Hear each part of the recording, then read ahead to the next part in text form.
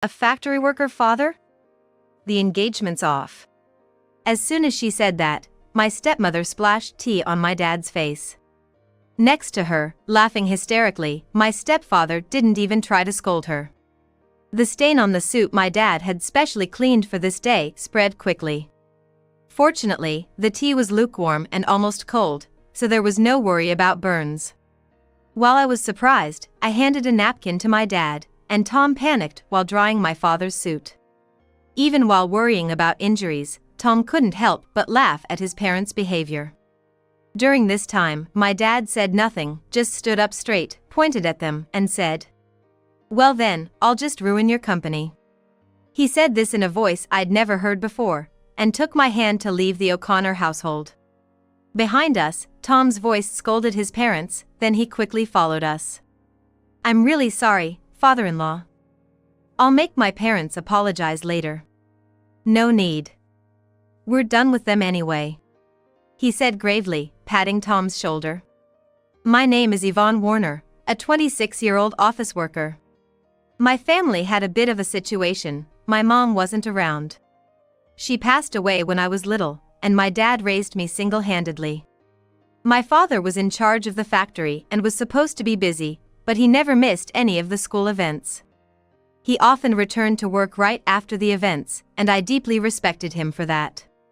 In college, I dated Tom, who was 2 years senior. Tom was gentle, sincere, and polite. He was popular in college, but accepted my confession. However, Tom had concerns about his parents. He didn't elaborate much on. Apparently, there was some conflict with them, but I didn't pry. Still, I continued dating Tom, who had no issues himself. He lived alone since college, but occasionally visited his parents. He was always looking exhausted the next day. Tom always put me first, and I was proud of him. I wanted to introduce him to my dad. Was curious how they would react to each other. It was a mixture of fear and excitement when we bumped into my dad on a date. "Oh, Dad. Aren't you working today? What's up?" "Ah, Yvonne, is that you?" "I'm just heading back from a client meeting." "And who's this guy?" "Oh, right. This is Tom O'Connor. We're dating now." My dad isn't really stern, but he has this serious look that can be misunderstood. Tom seemed just as serious when he first met my dad, pretty nervous, actually. "Nice to meet you, I'm Tom O'Connor. I'm honored to be dating Yvonne." For the first time, I introduced Tom to my dad. Tom, looking tense, bowed deeply and greeted my dad. My dad, happy to accept Tom, smiled warmly and started chatting with him. "So, you're Yvonne's boyfriend. Don't be so nervous. Take good care of her, okay?"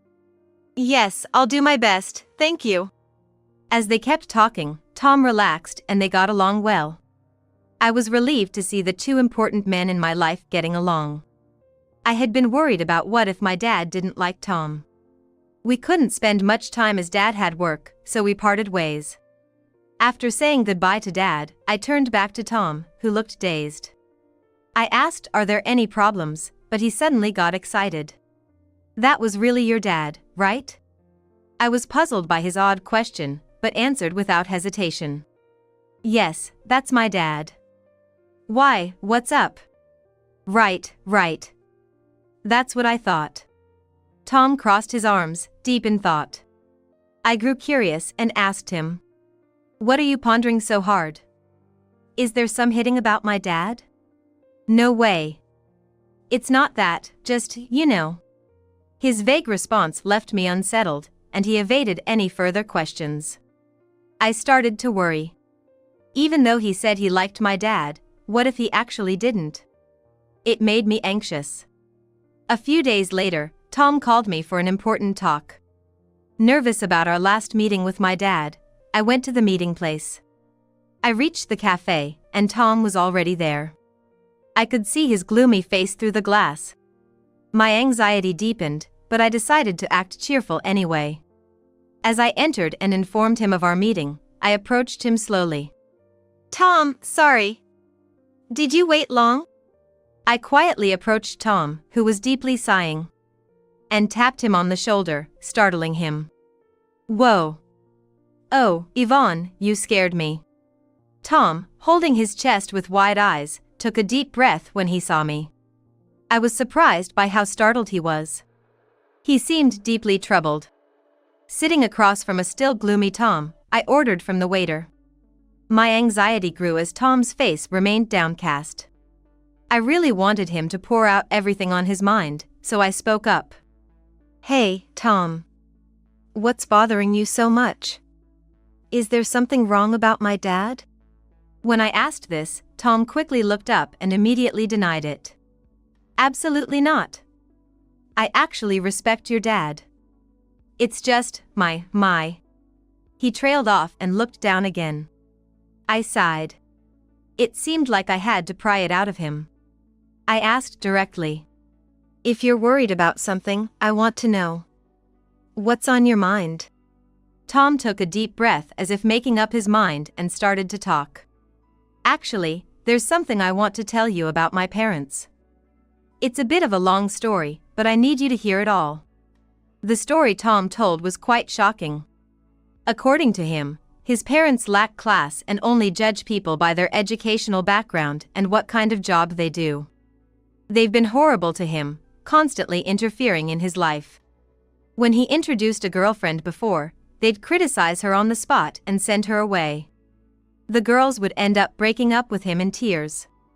That's why Tom wanted to marry me but was worried because of his parents. But I told him there's no need to worry. We don't have to involve his parents in our marriage. Just bear with them during the wedding formalities. My dad seemed to like Tom, so what's the problem? "I don't mind about that, it's okay. My dad liked you, so don't worry." "Really? That makes me happy. When I first met your dad, I was surprised how different he is from my own parents. I thought, if I marry Yvonne, I'll become the son of such a great man. But getting married means my parents become your parents too, and I couldn't decide." He brightened up when I said my dad liked him but soon sighed deeply. However, Tom seemed to have an idea and looked up, apologizing. "When we go to meet my parents for our marriage, can we have your dad come too? I want them to see there are such respectable people around.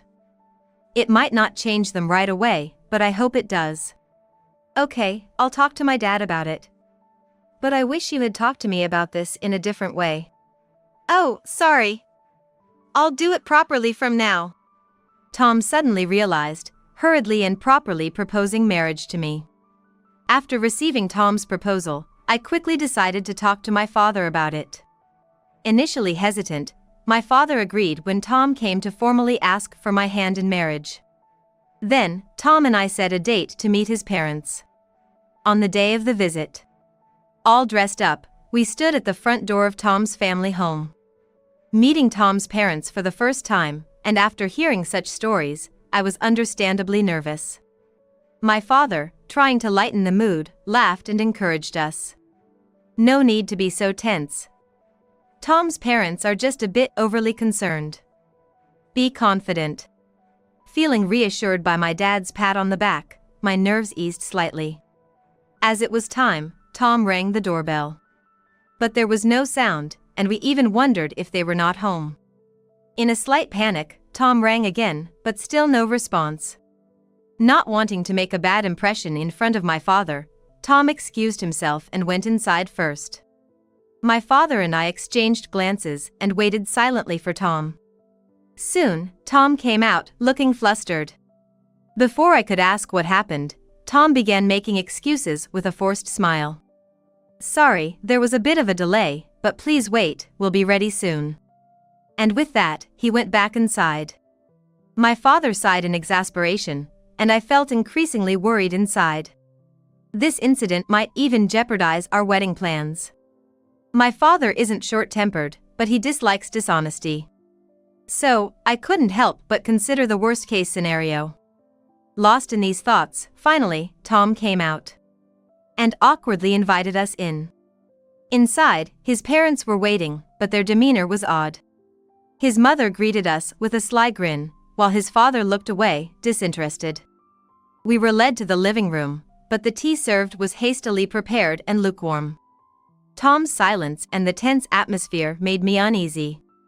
Nevertheless, I decided to push through with the introduction. Tom, regaining his composure, introduced my parents, and at the same time, he introduced us as well. Feeling the warmth of Tom's thoughtful introduction of both my father and me equally, our hearts were filled with gratitude. However, his parents sneered at the introduction, and in the next moment, his mother's hand reached for a teacup. Factory working father? Let's call off the engagement then. As soon as she said that, my mother-in-law splashed tea on my father. My father-in-law, who is smiling and giggling next to her, does not blame my mother-in-law for her actions. The stain on the soup my father had specially cleaned for this day spread quickly. Fortunately, the tea that was thrown at my dad was lukewarm and almost cold, so there was no worry about burns. Shocked, I offered my dad a handkerchief, while Tom panicked, wiping off my dad's suit. Tom, worried about injuries, got angry at his parents, who only laughed in response.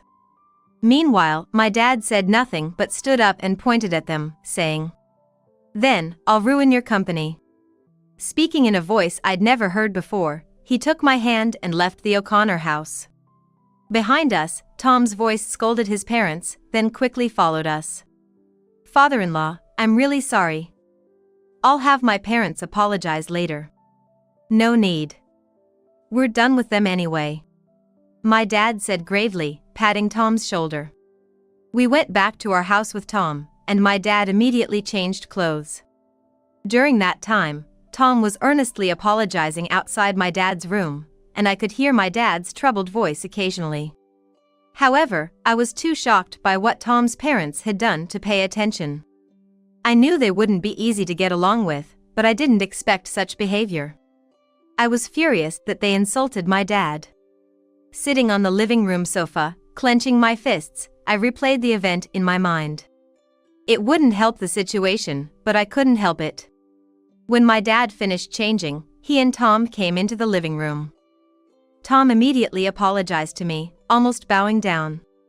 "Yvonne, I'm really sorry. I never expected them to do such a thing. Especially to insult your dad. I'm truly sorry. I did something terrible."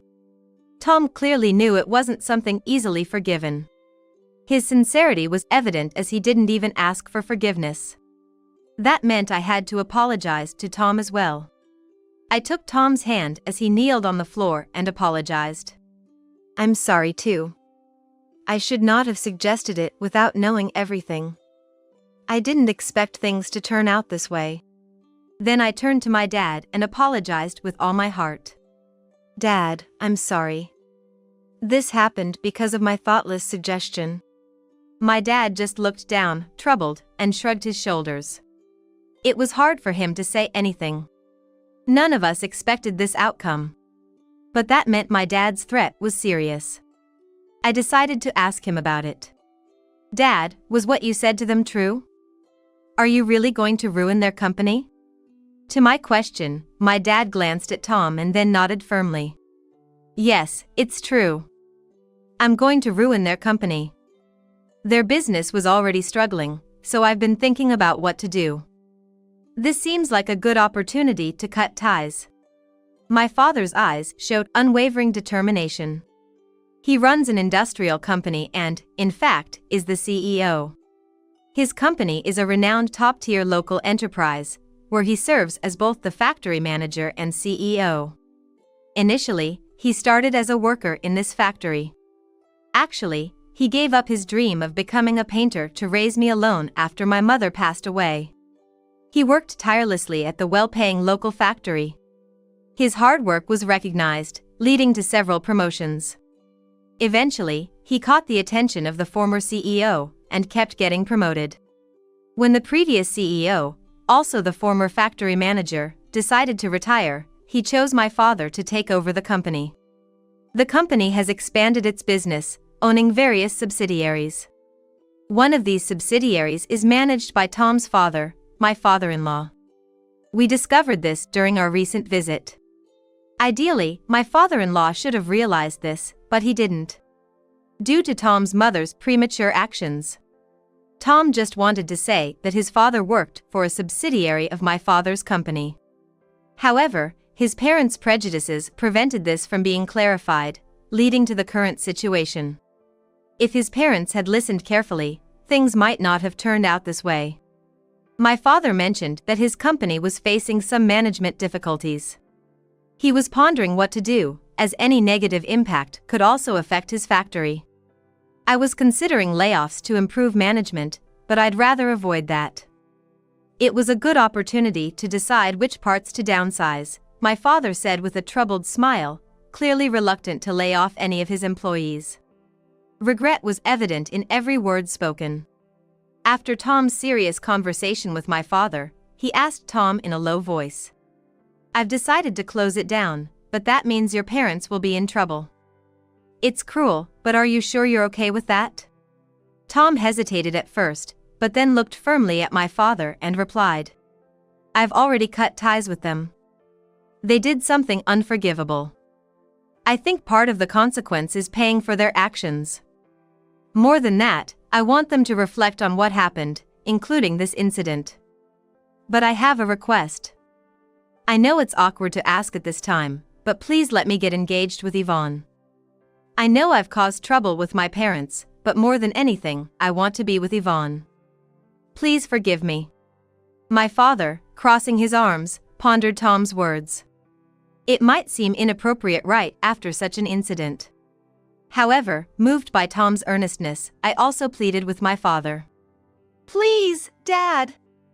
I know things turned out this way, but I want to be with Tom." After hearing our request, my father hummed for a while and then shook his head as if in resignation. "If you both feel the same way, it's fine. But there's a condition. Your parents are company executives. I want to know what you plan to do with their employees. If you can't do that, your marriage is off." My father said this and sent Tom away, not even glancing at me before returning to his room. A few days later, Tom came up with a plan for his father's company's employees. He had arranged a meeting with my father, and when I returned from work, they were discussing it. Apparently, Tom had written down possible job placements for all the employees and was showing it to my father. "So, I hope you can employ them at your company. I want to support their transition and contribute to the business's vitality," Tom said, bowing to my father.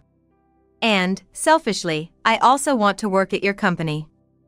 I'll work for free until they're settled and producing results. I want to compensate for any shortcomings with my work and salary. Once that's settled, I'd like to re-engage Yvonne." Tom, showing his earnestness, seemed to think that he was partly responsible for his company's collapse.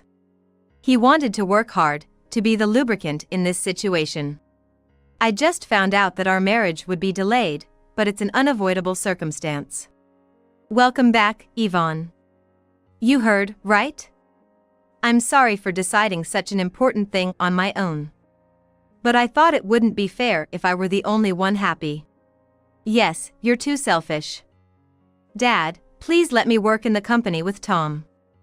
I'll work for free with you, too, and I want you to accept Tom's proposal."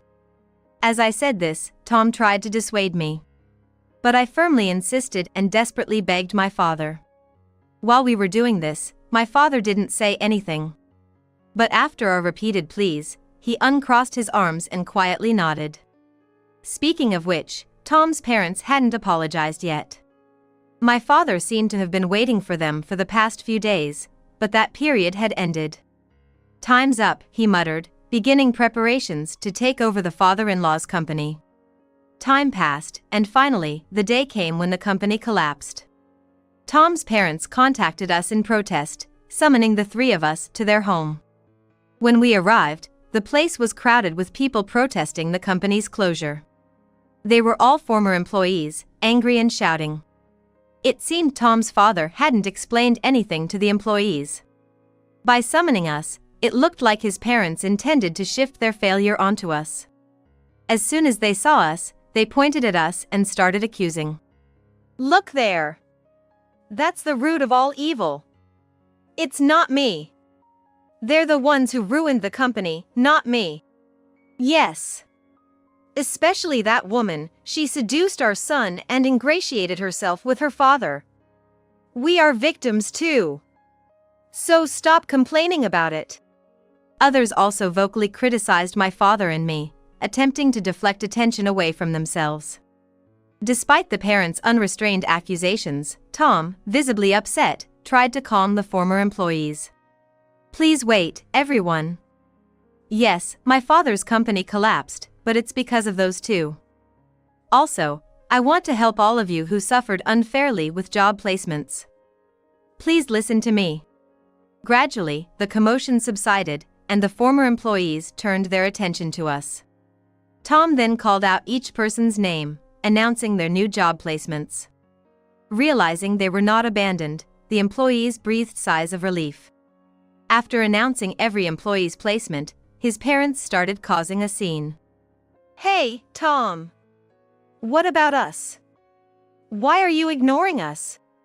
Yes, Tom. Didn't we tell you we're victims too? Tell us our job placements. If you do, we might even forgive that man and allow your marriage to that woman. Ignoring his parents' outbursts, Tom began explaining how the company went bankrupt. Despite it being an embarrassing story caused by his own parents, Tom revealed everything. So, I apologize for the inconvenience caused to all of you. But thanks to a kind-hearted CEO, your jobs are secure. Please calm your anger and let's start working again from scratch. After addressing the employees, Tom turned to my father and deeply bowed. I really apologize for the inconvenience caused. Thank you for listening to my selfish request. I will work with all my heart and soul. The former employees, seeing Tom, also bowed to my father, while his parents were the only ones to object. Don't be fooled. That man ruined the company, and that woman egged him on. Wake up to reality. You're struggling for jobs because the company was destroyed, right? Just because you're getting help doesn't mean you should lose sight of the truth. Despite the parents' desperate appeals, everyone had already heard the story from Tom. They completely ignored his parents. Even my father ignored their words. When the former employees looked to him for reassurance, he promised to inform them of the details later, and they left relieved. While bowing to my father, the former employees began to leave. After everyone left and it was quiet, his parents started fussing about how they couldn't live anymore.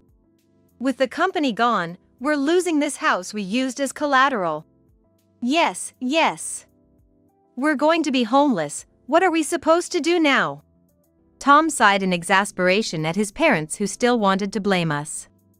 I don't care what you think, you got what you deserved, so it can't be helped. Why don't you learn a little remorse? He reprimanded them, but they seemed not to be listening. Unable to bear their parents' persistence any longer, I finally lost my patience. Haven't you just caused trouble for Tom all this time, boasting about being business owners and only caring about titles? Isn't that why this happened? Upon hearing my words, his parents seemed ready to retort, as if to imply that I was being insolent. But then, my father decisively stepped in, as if to say he wouldn't allow them to speak further. A business owner is supposed to take responsibility. You should at least complete your final task properly. Left speechless by our collective scolding, his parents could say nothing more. Leaving the two of them behind, we left the scene. Eventually, his parents lost everything: the company, the house, the land. They never provided any guarantees to the former employees and evaded responsibility.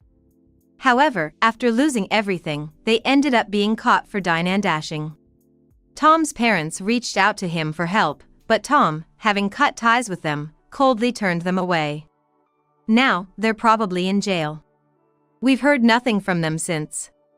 Even if they get out, they still have a debt to the former employees, so it's the same situation. Afterward, Tom and I quit our jobs and joined my father's company. We lived off our savings in the first month, working for free as promised. One day, we met a former employee of his parents' company at work. This person rushed over to us, eager to shake our hands.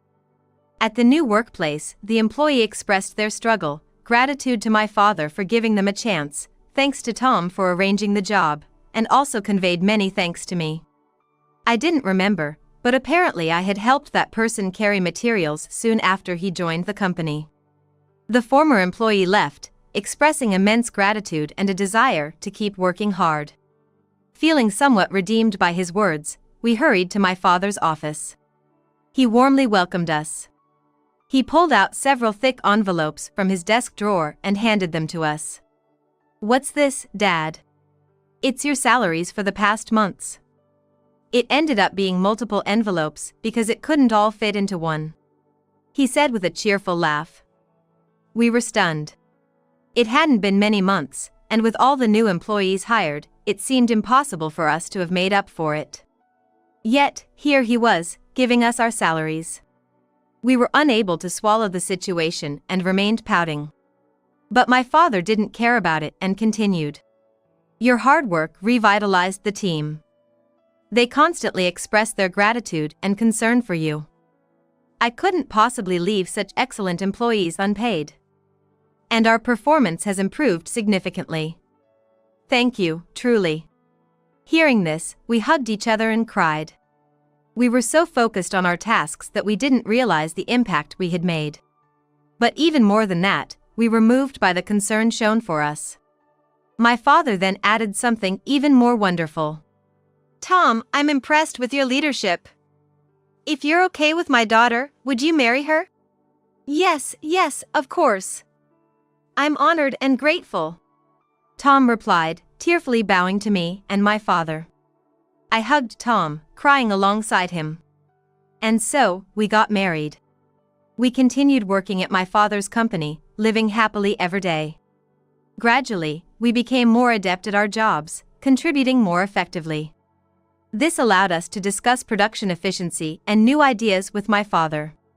Tom was busy too, visiting the factories and subsidiaries, ensuring everything ran smoothly. And so, Tom was incredibly busy proposing solutions and suggesting the implementation of new systems to my father. We were more passionate in our work than ever before. Finding purpose truly makes work fulfilling. However, our time at the company was nearing a pause. Now, I was about to take maternity leave. My father, Tom, our colleagues, and I were all looking forward to the arrival of our child.